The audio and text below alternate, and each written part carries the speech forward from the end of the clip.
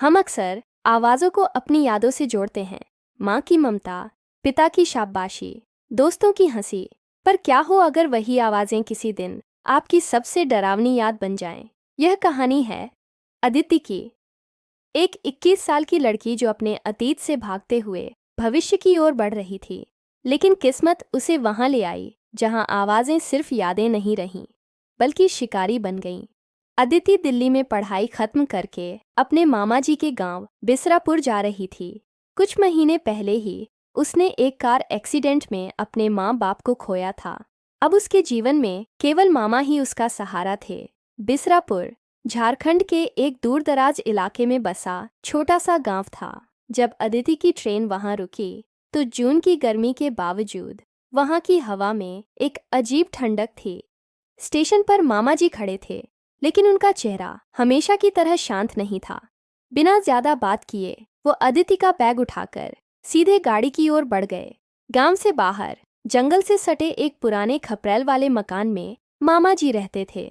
वही मकान जिसमें अदिति का बचपन बीता था।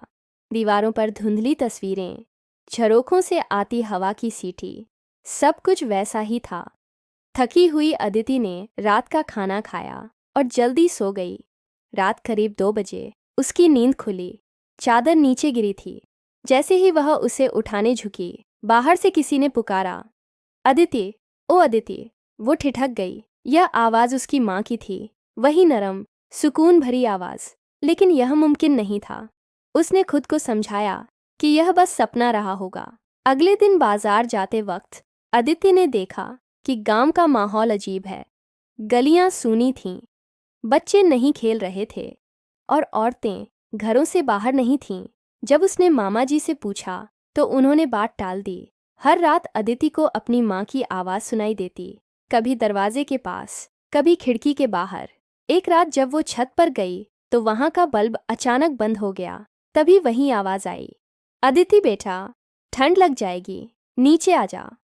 फिर किसी ने उसके कान में फुसफुसाया, मेरे पास आ जा, मैं इंतज़ार कर रही हूँ। वो मुड़ी तो वहाँ कोई नहीं था, लेकिन खाट के पास माँ जैसी काली परछाई थी। तभी मामा जी ने उसका हाथ पकड़ा। अगर वो एक कदम और बढ़ती तो छत से गिर जाती। अदिति ने सब कुछ मामा जी को बताया। उन्होंने गंभीरता से कहा, तुम्हें एक सच बताना जरूरी है। उन्होंने बताया कि गांव में कुछ महीनों से लोग रहस्यमय ढंग से गायब हो रहे हैं।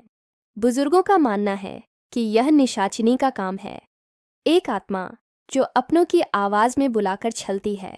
मामा जी ने चेताया, चाहे कोई भी आवाज़ सुनाई दे, कभी मत जाना, भले ही वो तुम्हारी माँ की हो। पर अगली शाम अदिति बेचैन होकर अकेले तालाब की ओर निकल गई। कुछ औरतें कपड़े धो रही थीं, लेकिन जल्द ही सब घर लौट गईं। अदिति पीपल के पेड़ की छांव में बैठी रही और नींद लग गई। कुछ देर बाद किसी ने पुकारा, अदिति, यहाँ क्या कर रही है बेटा? चल, घर चलें। कि उस औरत की कोई परछाई नहीं थी। जैसे ही वह पीछे मुड़ी, वही आवाज़ आई, आ गई मेरी अदिति। औरत ने घूंघट हटाया। चेहरा उसकी माँ जैसा था।